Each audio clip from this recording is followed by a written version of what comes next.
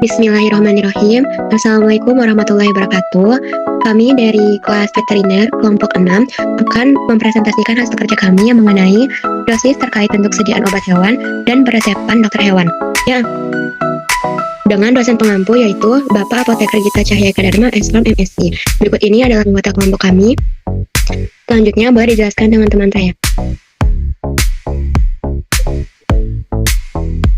Baik, pendahuluan dari paparan kali ini yaitu dosis terkait bentuk sediaan obat hewan dan peresepan dokter hewan, membahas prinsip dasar penetapan dosis obat pada hewan yang mempertimbangkan faktor spesies, umur, berat badan, status fisiologis, dan kondisi kesehatan serta hubungannya dengan bentuk sediaan farmasi yang digunakan. Materi ini mencakup pengertian dan macam-macam dosis, termasuk terapi, toksik, dan letal.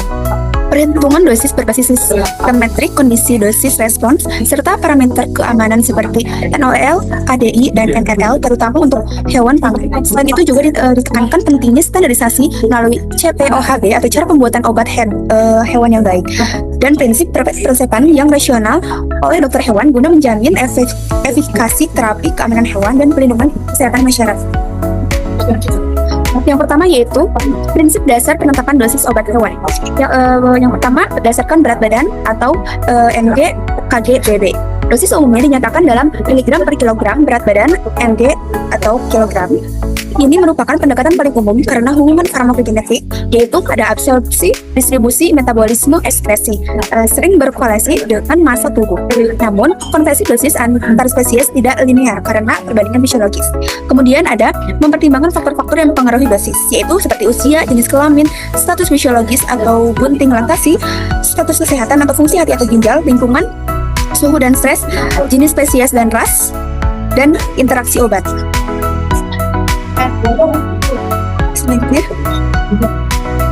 Selanjutnya yaitu penetapan dosis pada 5 golongan spesies. Yang pertama itu ada karnivora kecil seperti anjing dan kucing dengan ciri metabolisme cepat, perbedaan enzim besar antara anjing dan kucing. Adapun prinsip dosis yaitu dosis berdasarkan miligram per kilogram berat badan. Kucing sensitif terhadap obat yang dimetabolisme glukuronidasi, dan hati-hati obat NSAID dan paracetamol pada kucing. Yang kedua yaitu herbivora kecil seperti kelinci, marmut, dan hamster. Cirinya yaitu mikroflora usus sensitif, fermenter belakang, dan prinsip dosisnya itu hindari antibiotik yang mengganggu flora usus seperti penisilin oral, cefalosporin oral. Adapun perhitungan dosis yang digunakan yaitu miligram per kilogram berat badan, diberikan bertahap dan dipantau resiko diare dan disbiosis. Boleh di next. Yang ketiga yaitu ruminansia besar seperti sapi, domba, dan kambing dengan ciri mikroba memetabolisme banyak obat lebih cepat. Prinsip dosis yang digunakan yaitu dosis sering lebih tinggi dibandingkan monogastrik. Obat harus tahan degradasi rumen atau diberikan parenteral. Lalu perhatikan withdrawal time atau produk ternak. Yang keempat yaitu non-ruminansia besar seperti kuda dan babi dengan ciri saluran cerna cepat, metabolisme kuat. Dengan prinsip dosis, kuda sensitif terhadap obat yang mengganggu mikroflora kolon, diberikan miligram per kilogram berat badan, sering dalam volume besar. Perhatikan bentuk sediaan. Untuk kuda digunakan bentuk sediaan pasta atau gel.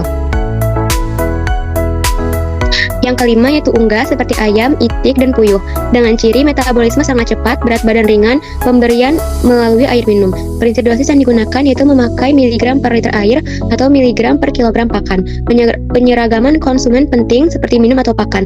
Perhatikan masa henti untuk telur dan daging.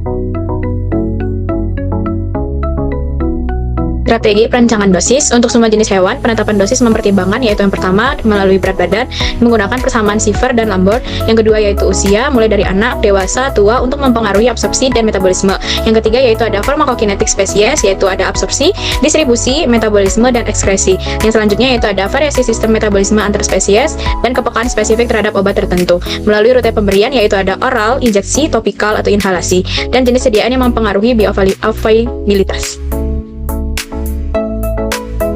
Strategi perancangan dosis pada 5 jenis golongan spesies yaitu dimulai dari hewan ruminansia besar yaitu ada sapi dan kerbau. Ruminansia memiliki rumen dengan pH netral alkalin, flora mikroba tinggi yang mempengaruhi degradasi obat. Strategi perancangan dosis yaitu yang pertama, hindari obat yang terdegradasi di rumen, yaitu gunakan sediaan injeksi atau bolus bypass rumen untuk obat yang tidak stabil bila oral. Yang kedua, pilih obat dengan bioavailabilitas stabil dalam pH rumen.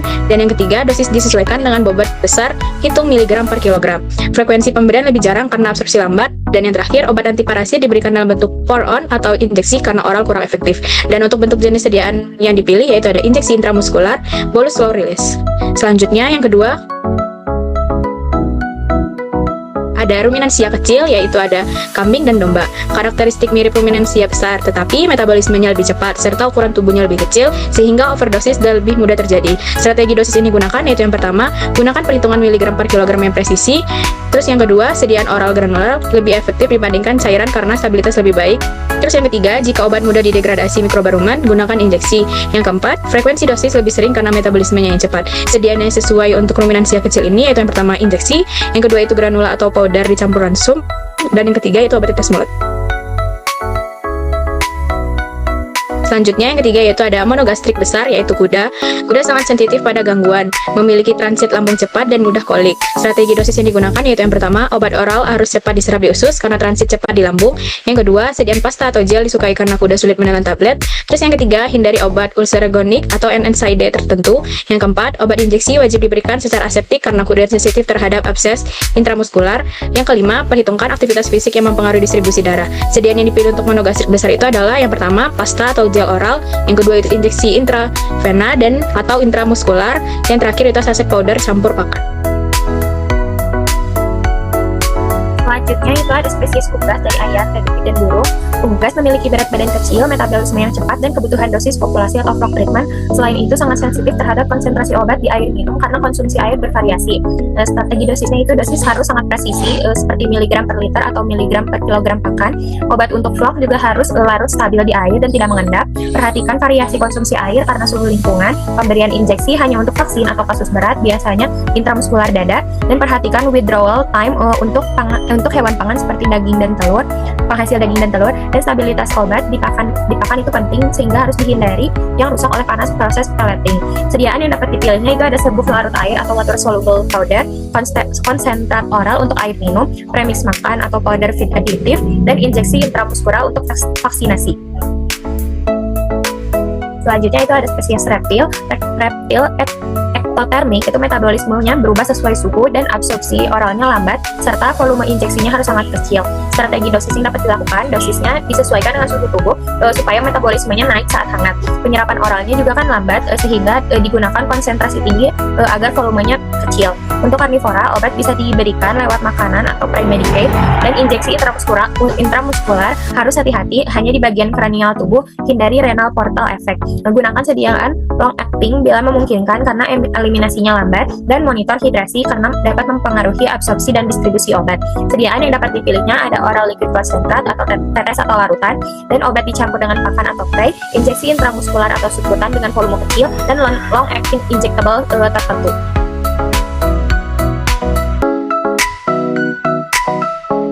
Selanjutnya mengenai dampak residu obat pada hewan ternak terhadap manusia. Jadi residu obat hewan yang masih tertinggal di dalam jaringan lemak setelah pemberian dosis yang lazim yang mencapai kadar terapi dapat berdampak pada kesehatan manusia apabila hewan ternak tersebut dikonsumsi sebelum melewati masa henti obat atau withdrawal time.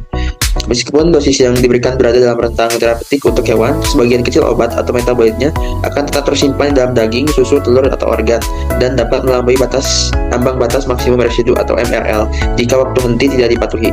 Residu ini berpotensi untuk menimbulkan berbagai efek pada manusia seperti reaksi alergi, misalkan karena penggunaan antibiotik beta-laktam, kemudian ada gangguan mikrobiota usus, kemudian ada resistensi antimikroba hingga efek toksik atau karsinogenik pada obat-obat tertentu. Oleh karena itu, konsep seperti ADI atau Acceptable Daily Intake, MRL, dan NOEL itu sangat penting diterapkan untuk memastikan keamanan pangan asal hewan.